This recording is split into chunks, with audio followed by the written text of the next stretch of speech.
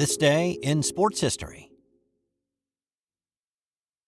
This episode is brought to you by the Sterling Soap Company. Sterling Soap is 100% natural and with a variety of bath soaps, shave soaps, beard balm, lotions, cologne, and many more personal care products in a large variety of scents, you're sure to find something that's perfect for you or that special someone in your life. Check them out at sterlingsoap.com.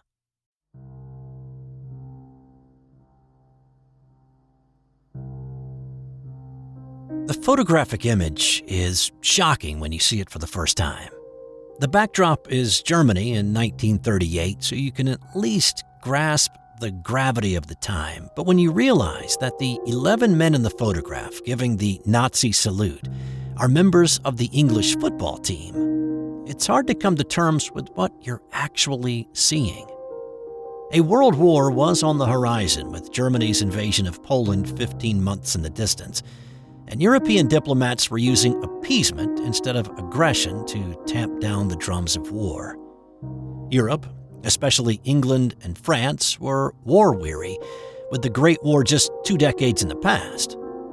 Britain's Prime Minister at the time was Neville Chamberlain, and his plan, or really his hope, was that with diplomacy and negotiation, Hitler could be satisfied and stay within his borders. Of course, we all know how things progressed in the coming years, and Chamberlain's appeasement plan was a failure. But if you understand the backdrop of the time, then it helps to understand the picture taken on this day, May 14th, 1938, of the British soccer team, moments before they took the pitch against Germany.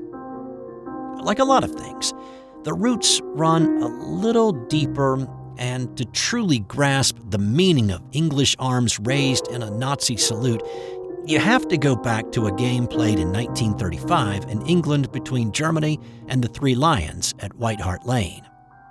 Even though Hitler's policies were still shrouded, there were rumblings of things being amiss in Deutschland, and dark clouds were beginning to form over the continent.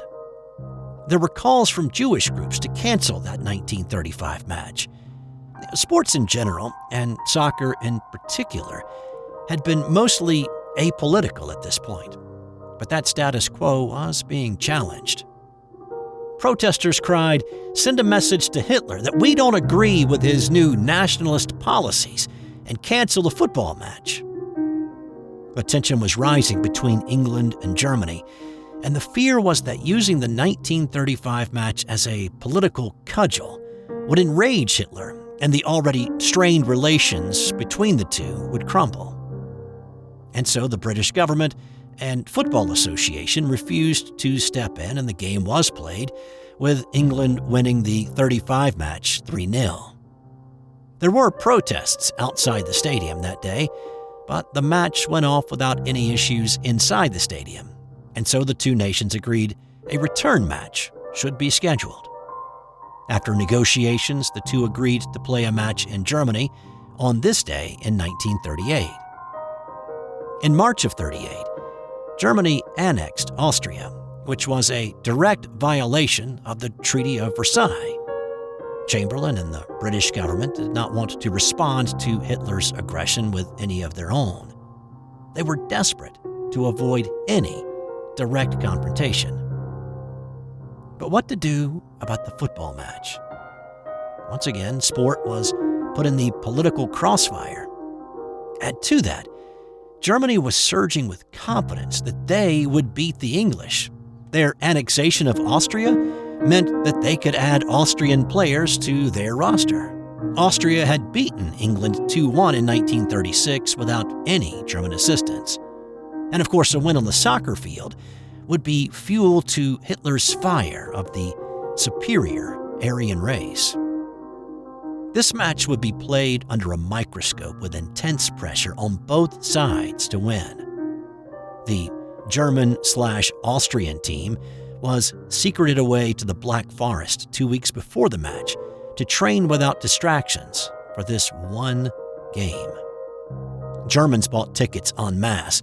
The game was played in the Olympic Stadium, which held 120,000 people, but estimates of 400,000 individual requests for tickets poured in. Britain's Foreign Office was freaking out when they heard the news of German fervor surrounding the match, with one missive sent to the Football Association reading, "It is really important for our prestige that the British team should put up a really first-class performance. I hope that every possible effort will be made to ensure this." So this match was about much more than who had the better 11. It came down to, very simply, democracy versus fascism. Hours before the match, the edict came down from Prime Minister Chamberlain, supported by an FA representative in Germany traveling with the team, that as a sign of goodwill, the English players would be required to salute Hitler prior to the start of the match. 2 years previous, during the 1936 Olympics, Hitler had been offended by the English Olympians refusing to acknowledge his presence during the opening ceremonies. Now, with the fuse of the powder keg a good bit shorter, appeasement was seen as the only path. An international incident must be avoided at all cost, and Hitler mollified. The English players were told that they had to offer the salute to Hitler, and they were beyond angry when they were told in the locker room prior to. Stanley Matthews was a member of this team, and he was quoted many years later saying, "All the England players were livid and totally opposed to this, myself included. Eddie Hapgood, normally a respected and devoted captain, wagged his finger at the official and told him what he could do with his Nazi salute, which involved putting it where the sun doesn't shine." The British ambassador to Germany stepped in to provide a little clarity, saying that the Nazi salute would be seen as a formal gesture towards their hosts, but not as an endorsement of the regime. The players begrudgingly agreed, and minutes later stood at midfield, proffering the salute to Joseph Goebbels, Hermann Goering, and Rudolf Hess. Adolf Hitler wasn't even there, having just returned to Germany from a trip to Italy, where many speculated he had been planning the invasion of Czechoslovakia to occur in a few weeks' time. The English players lowered their arms, but they used their anger at the situation and projected it on the hybrid German-Austrian squad in what was supposed to be just a friendly. England's Rudi Gellish scored the opener 16 minutes in. Germany equalized a few minutes later, but goals by John Robinson and Frank Broom put the English back in front. And then, when Matthews torched 3 German defenders to score the 4th goal just before halftime, the result was all but decided. England added 2 second-half goals, and the myth of Aryan superiority was dashed once again with a 6-3 result. Post-match reports in English papers briefly mentioned the pre-match salute, but mostly downplayed it. German papers, however, put the picture of the English 11 salute right there on the front page, using it as a sign of England's respect for the Nazi regime. Since then, and using the modern lens of history, the picture is seen as, at a minimum, an embarrassment, and at worst, as a BBC piece said back in 2003, one of the darkest moments in the sport. And using this as historical perspective, it's hard to not at least ponder if sports, and specifically soccer, will be put in the vice of world politics once again when the World Cup is played in North America in 2026.